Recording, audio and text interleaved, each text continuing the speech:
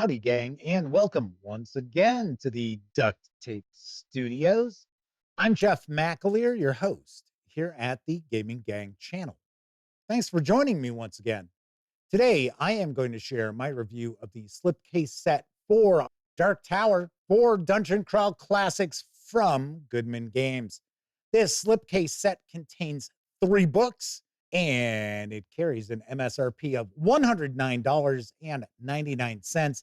It is available for both Dungeon Crawl Classics and 5e D&D. Should mention, as I record this, you can pick up the Dungeon Crawl Classics edition over at Amazon for a little bit less than $74. You can get the 5e edition for just a little under $89.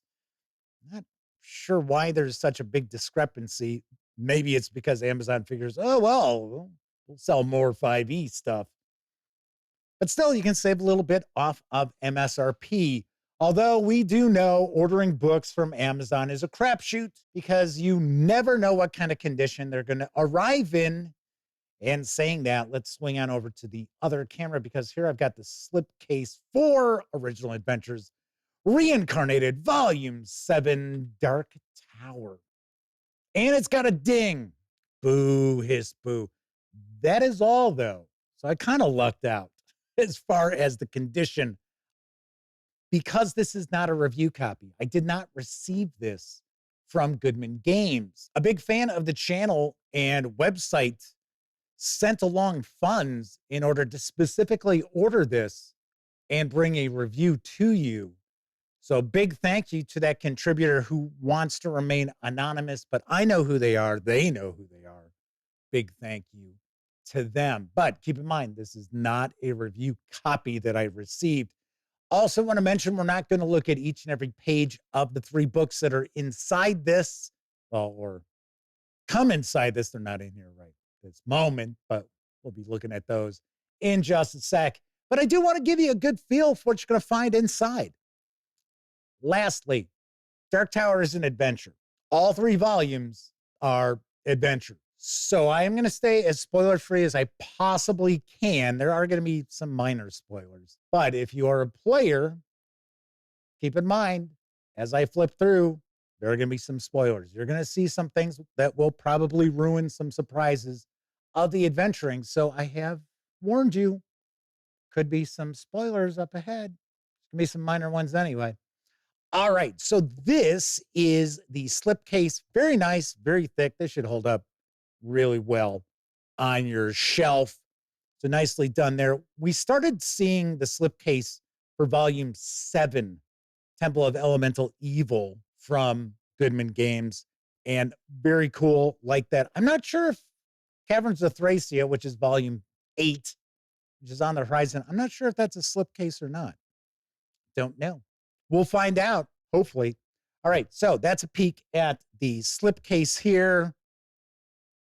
Like I said, little ding there, but as far as some of the stuff I've gotten from Amazon, that's nothing.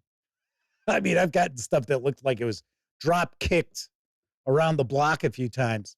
So we're going to take a look at these books in reverse order. So this is actually the 3rd volume in the set, the Chosen Sons of set. And this was not originally part of Dark Tower, but these adventures do tie into Dark Tower. So these have all been converted by Bob Brinkman. And see, we've got some Doug Kovacs color artwork to kick off with. I recognize that style anywhere. And we're going to take a peek at the credits page because there are a lot of folks who work very hard to bring this to life. A lot of artists, a lot of play testers. So we're going to give credit where credit is due. We're going to do that with each of the 3 books. So we've got 5 chapters here. And the premise is that the adventures pretty much revolve around the chosen sons of Set. So Set is an evil god. And they come down and procreate with humans. And then their offspring are reptilian humanoids, all kind of different style, though. They're not all the same. They all don't look like lizard people or anything like that. And they're almost like demigods. The chosen sons, who are the most powerful, are almost like demigods. We do have some lesser sons as well. So what will normally happen is if a chosen son is destroyed, they'll be replaced by a lesser son being elevated. But every 666 years, there's a year that goes by that if you destroy one of these sons of Set, they will not be replaced. So that is the premise of these adventures. Is, well, not all of the adventures, but most of these adventures in this book. And that is the destruction of the chosen sons of Set. Obviously enough, as you can see, this has Egyptian themes to it. Really nicely done. Gotta say, these adventures don't really tie in too much to Dark Tower outside of the chosen sons. I thought that was kind of cool. Some of the introductions to these adventures, there's some redundancy in them too. It's a little odd. Something else I thought was kind of odd is that we don't have any low-level introductory adventures for Dark Tower. And there is so much adventuring in this Slipcase set. There's literally years of adventuring, depending on how often you get together and how long your sessions are. But really, literally years of adventuring in this Slipcase set. So I thought it was kind of strange. We don't have any adventures for first and second level. The main focus is fifth and sixth level. And if you're not familiar with Dungeon Crawl Classics, for one, I consider it to be an old school Renaissance role-playing game. I know there are a lot of folks out there that say, oh no, DCC is not OSR. And those people, their definition of OSR is what I always say, old school revival, where it's game systems that are built upon original Dungeons and Dragons, basic Dungeons and Dragons, BX, or AD&D. Anything other than that isn't considered to be OSR.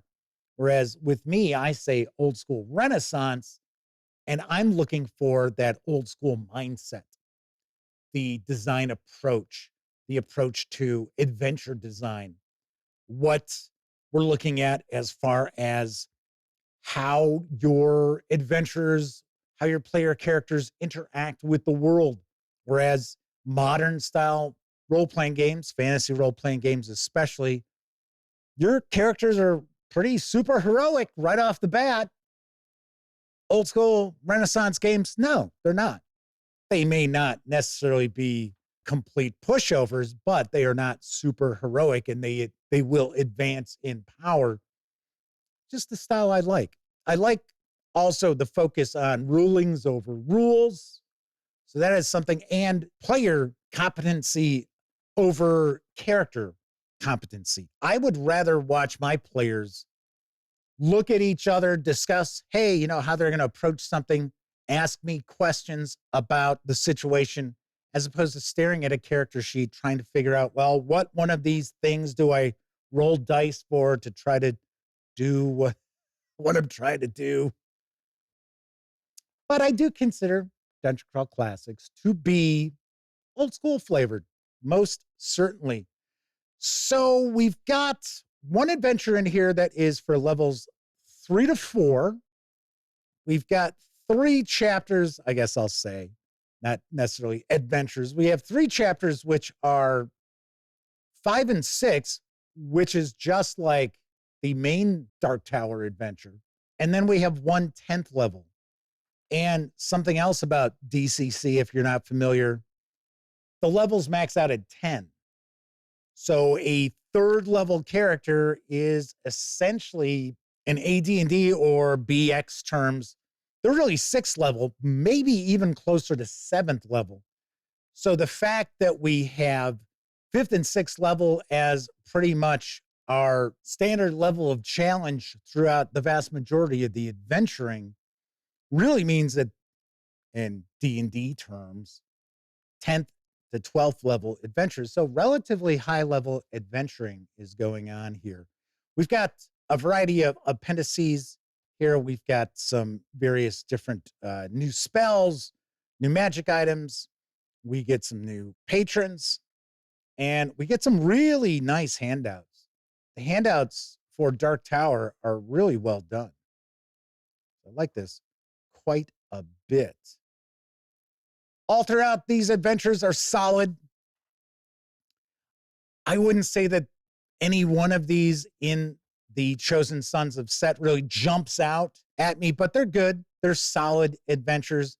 But the reality is the main attraction is, of course, Dark Tower. This is the DCC conversion of the classic Jannell Jaquays adventure. So this is what you're paying for. This is the ride you want the ticket for, is the conversion here. So once again, we're going to take a look at our credits page. Once again, loads of folks work very hard on this. I really like this cover. I love this artwork. I won't even try to pronounce the artist's name. Oh, actually, I think it's San Julian. Yeah, there it is, San Julian. Okay, so I will pronounce the artist's name. All right. So we've got our adventure here. And once again, throughout Dark Tower, both this core adventure as well as the Chosen Sons of Set, it's very Egyptian themed, a lot of desert action taking place.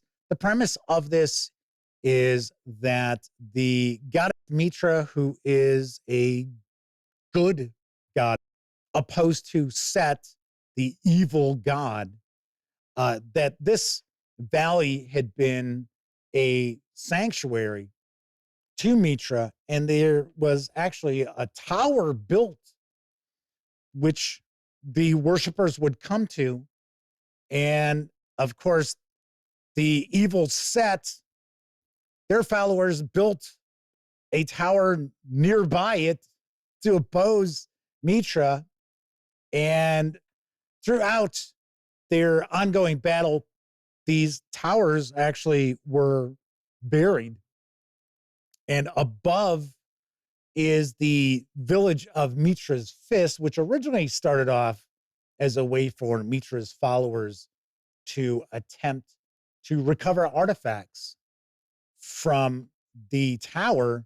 And then some evil folks moved in, and that was the end of Mitra's followers, though, although the name of the village is still Mitra's Fist, and it is evil folks for the most part, which the player characters will not know. There are kind of two ways for Dark Tower to get off and running once the player characters have kind of toured through Mitra's Fist, met some of the NPCs.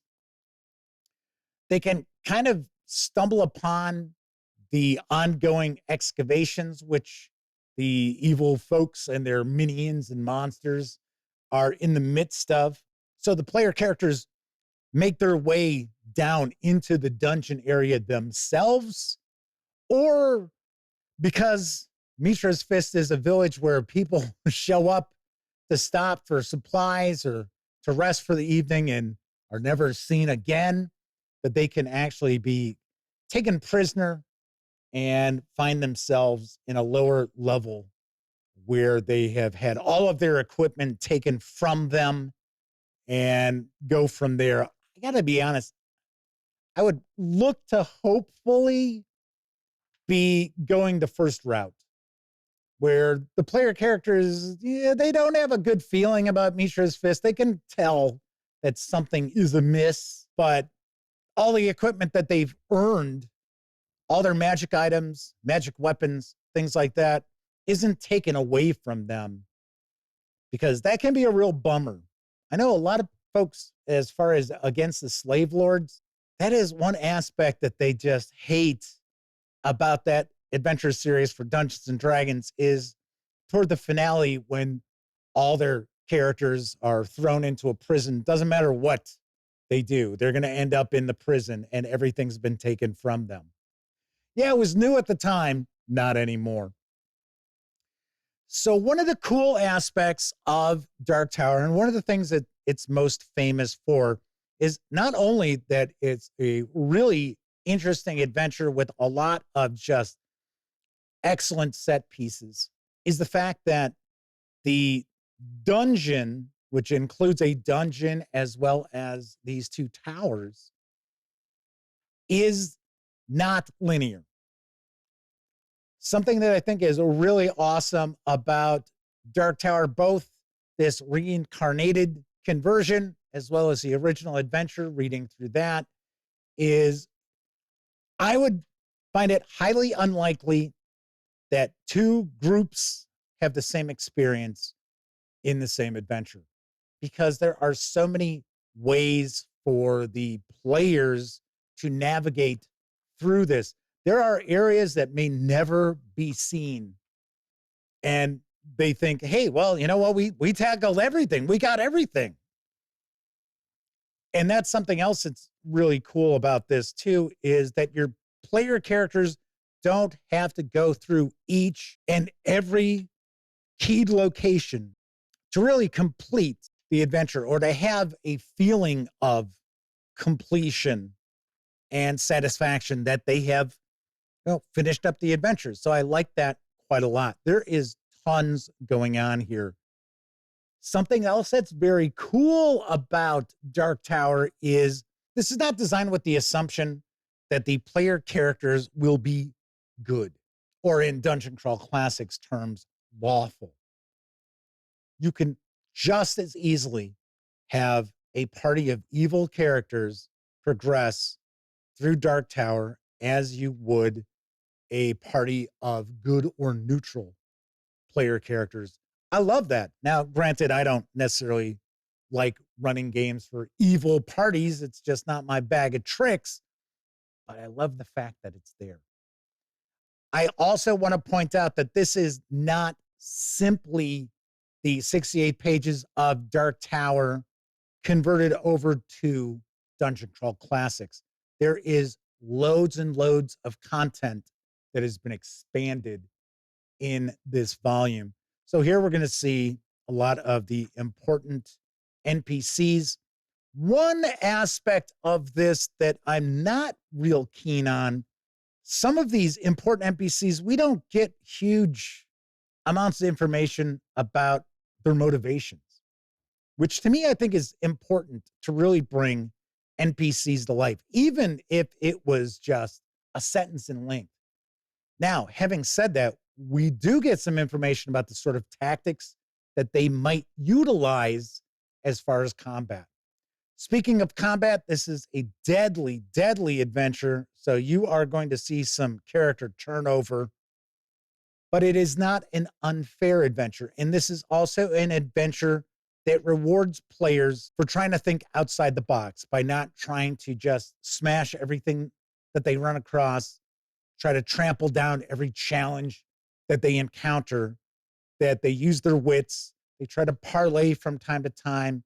There are factions that they're going to run across. There are potential allies that they can recruit, as well as enemies to get on the wrong side of. So we do have some new spells. We've got new items. We've got some new monsters. I got to say, the handouts, both in the Chosen Sons of Set and Dark Tower volumes, are really well done. We get some which are from the POV. That's a callback to early AD&D adventures, that's for sure. But as you can see, really nicely done here. And then the last we've got is the original adventure, with some additional historical content and commentary. Real quick, we'll pop in here. So this is a reproduction of that. Funny enough, I was gaming during the time that Judges Guild was around.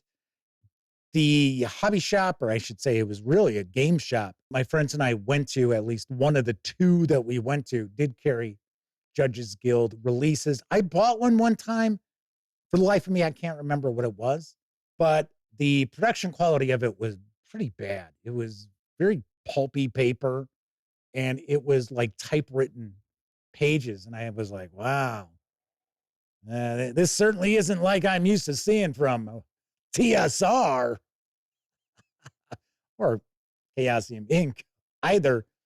And, I kind of missed out because I know there are some releases from Judges Guild which are really well looked upon, such as Dark Tower. And yes, I do understand that there are some releases out there that just many folks don't feel were up to snuff. So there is that. But I really missed out on any of the Judges Guild releases. All right, we've got our credits here. Once again, we're going to take a peek. Take a look at that. And we're going to start off. We have got some historical information, some commentary. I'll tell you what I thought was kind of weird. Jannell Jaquays did not like that term. Disliked it intensely. Now, I'm not going to say they hated it because I don't know. But I had heard through various different channels that this term, which a lot of people will use as far as designing a dungeon, they just dislike that intensely. I'm really surprised that is the title to this piece. Now, I do get the impression that this article was written for something else, but still, knowing that the late Jannell Jaquays didn't like that term, I would have thought they'd have gone with changing the title to it, like the Jaquays method of dungeon design or something like that. I don't know. Just like I said, thought it was kind of weird. So we'll get some of that. We get some information about how in the original adventure, there's one section where the dungeon actually doesn't match up right. It doesn't connect. Because as I pointed out before, it's important to note that there are a lot of ways of getting around key locations, the dungeon, the two towers, and they connect in different ways, which is very cool. And you really hadn't seen that in other adventures up until that point. So very, very cool. So we're going to jump right on in. And of course, this is kind of the production that threw me off. We've got the reproduction of that kind of typewritten look, which this doesn't look so bad, to be honest. So we get some information about Mitra's lions, or I should say the lions of Mitra. And the artwork's kind of hit or miss. But something else to keep in mind is this adventure clocked in at, I want to say 68 pages, which was astounding because at that point in time, what was that? G1, Studying of the Hill Giant Chief, which the adventure itself is all of like 8 pages. So this was massive. This was huge. So it's very cool to read this because I had never seen this before, as I had pointed out with my lack of experience with Judges Guild. And I'll tell you what, this still holds up. It really does as an adventure. Now, of course, looking at it, reading through it, it's like, oh yeah, it's old. It is old. It's a little creaky as written. Not a terrible amount, though. In fact, it holds up better than a lot of the AD&D adventures that came out at that point in time. This was actually released before the Dungeon Master's Guide came out. So at this point, Jaquays was able to utilize the Player's Handbook and the Monster Manual, but the Dungeon Master's Guide was still on the horizon. So we're going through the different levels. This is one of those sorts of adventures, and of course, it's also reflected in the DCC conversion that's got a lot of interesting traps. There's teleportation traps, which I guess Jannell Jaquays was a big fan of. We have a lot of ways that players and player characters might lose their bearings, especially if they approach this as a traditionally linear sort of adventure, because that's what we tend to see nowadays. There are loops throughout where the player characters might find themselves scratching their head wondering, okay, so where are we at now? Pretty cool. Pretty cool. So all in all, this is just simply a reproduction of Dark Tower with some articles tossed in as well. So pretty cool. This is officially the 7th volume in Original Adventures Reincarnated. Swing on over to the other camera so I can share some final thoughts and give a review score to Original Adventures Volume 7 Dark Tower for Dungeon Crawl Classics. I like this a lot. I really do. And it's kind of cool because Goodman Games actually was able to start with a good place. They started with an adventure that is, even to this day, really solid and not all that difficult to run if you're familiar with an old school style of play. A couple of things I was kind of surprised. Number one, that there's no introduction. There's no funnel adventure to get your player characters started off. There's no first, second level adventure. There is the third and fourth level adventure, which is in the Chosen Sons of Set. There's also the 10th level adventure. Everything else is effectively designed for fifth and sixth level, which surprises me because there's so much going on.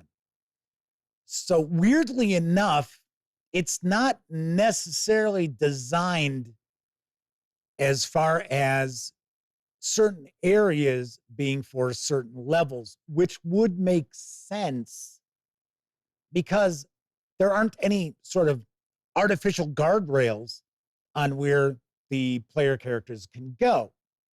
So they are going to end up advancing in levels. So it will be up to the judge, which is the game master and Dungeon Crawl Classics terminology. It'll be up for the judge to make some adjustments to the various different challenges that the player characters face once they begin the adventure, because they're not going to stay fifth or sixth level forever, but that is the level of challenge that is kind of built into the design. And like I said, I understand it because the adventure itself is not linear. But I am surprised that we don't have some lower level adventures to make this into a big, epic campaign. It's an epic adventure. Could have started out early and introduced the players and the player characters to this game world. So there's that. Also, some of the NPCs feel a little light as far as what their motivations are. I'm not a big fan of, well, they're doing this because they're evil, or they're doing this because they're good. I like to have a little bit more to utilize as game master when I'm running my NPCs. I don't have, mustache twirling villains usually. Every once in a while I do. But I like to kind of flesh out my NPCs. Not a ton of that, although there are a lot of NPCs in the adventures. So it probably would have taken some effort to go about doing that. I do like this Dungeon Crawl Classic conversion of Dark Tower. I also think the first volume, which shares the original adventure, is really nice. And the Chosen Sons of Set are solid, if not standout adventures. So I do recommend Original Adventures Reincarnated Volume 7, Dark Tower for Dungeon Crawl Classics from Goodman Games. Say that 5 times fast. I give it an 8 out of 10. Really well done. I especially like the conversion of Dark Tower the best. The other 2 books are good too, just not as good as the Dark Tower volume. All right, that's it for this time out. If you like the video, by all means, please give it a quick thumbs up. Subscribe to the Gaming Gang channel if you haven't already. And if you do subscribe, ring that bell. It'll not only let you know when I share videos such as this review, but there was kind of an echo. My voice kind of echoed in my ear from the slipcase.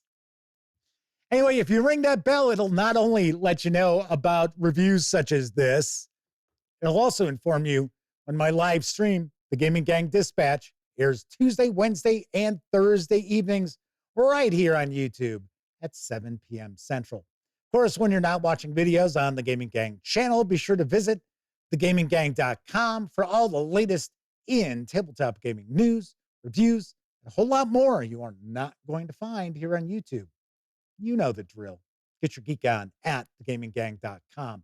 Once again, I'm Jeff McAleer. Thank you very much for watching. Until I see you next time, I certainly hope all of you get to enjoy plenty of great gaming with your gang.